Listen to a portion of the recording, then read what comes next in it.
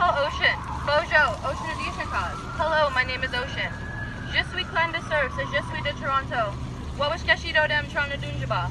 I am Deer Clan, and I am from Toronto. French, Ojibwe, English. 3 languages, 3 introductions, 3 perspectives of the world I grew up in. I learned as each significant culture of their own. The funny thing is, though, only one of them I didn't even carry daily, or really engage in for a lot of years, and that's Ojibwe. Why could that be? I mean, looking at me, you would see my hair, my skin, my face, my clothes.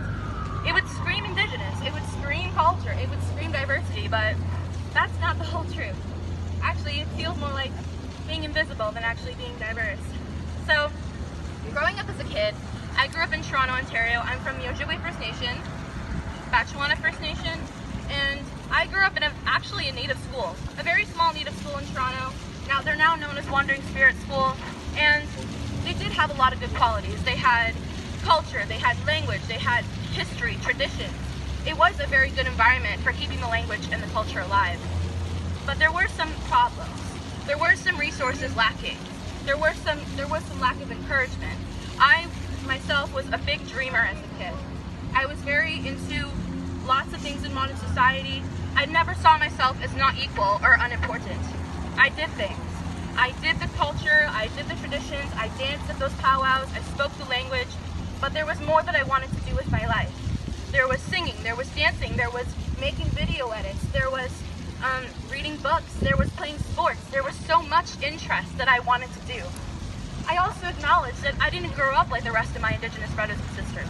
I actually had things. I had a bit more. And it hurt me so much to know that so many Indigenous people in this country have little resources.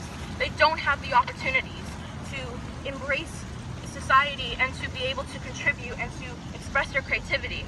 My mother, she's a middle-class lawyer, family lawyer, and my dad, he's the Indigenous side of my family. Being half Indigenous, it was a struggle.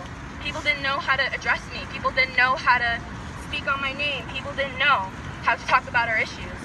Growing up, there was a lot of awareness.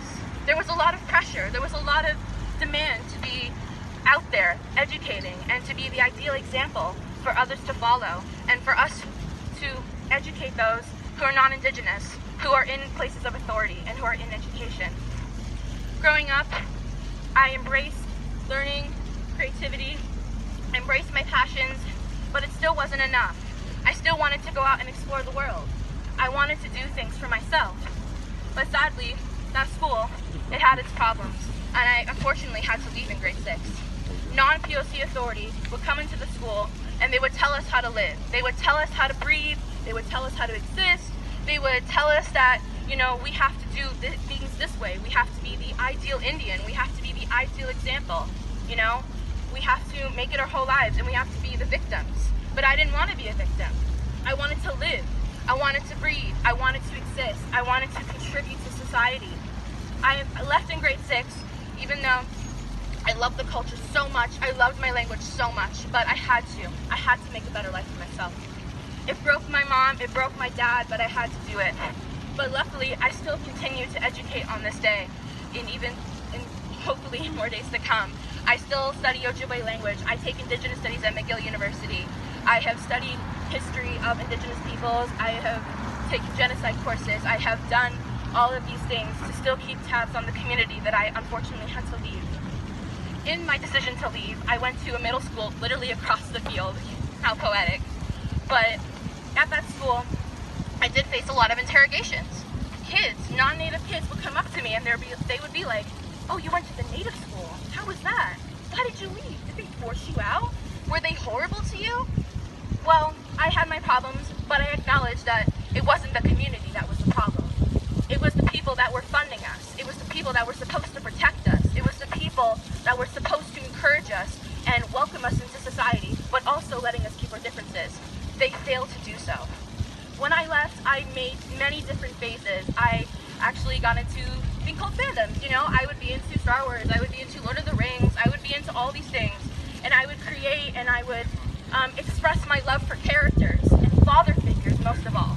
Father figures, because my father, he didn't have the life that I now live. He didn't have that. He grew up on the res for some years, but then he moved to Toronto with his family. And and their family really struggled for so many years. He barely knew his language. He barely knew the traditions. He knew just the remnants of what my grandmother could pass down. My grandmother, a survivor of residential school. She constantly spoke out on the res. She spoke out when she could.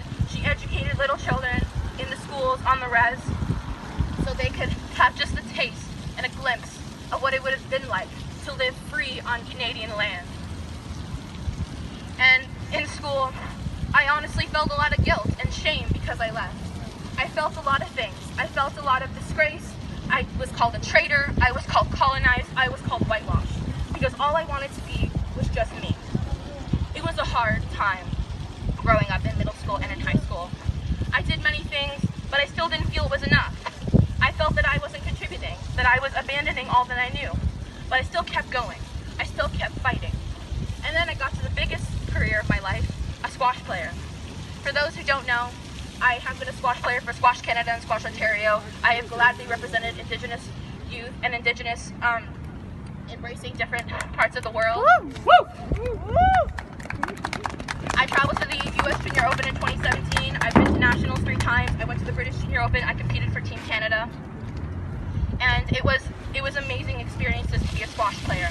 I felt like I finally belonged. That people finally